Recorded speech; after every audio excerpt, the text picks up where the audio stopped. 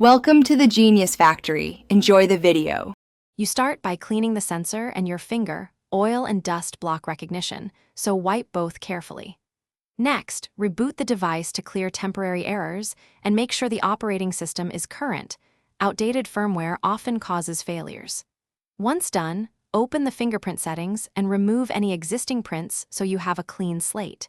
Begin a new enrollment immediately. Enroll the same finger multiple times at slightly different angles to build a fuller template for reliable matches.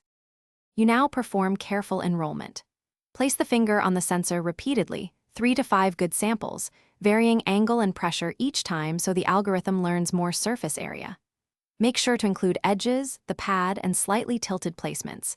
Lift and reposition between scans to capture different contact zones. If your finger is cold, wet, or very dry, warm or dry it first. Inconsistent skin condition changes sensor readings. This diversified sampling is why sensors succeed after full, varied enrollment. You finish by testing the fingerprint unlock several times in normal use conditions to confirm reliability.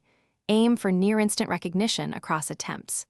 If problems persist, reset biometrics and re-enroll. Only consider a factory reset when nothing else works because it erases data.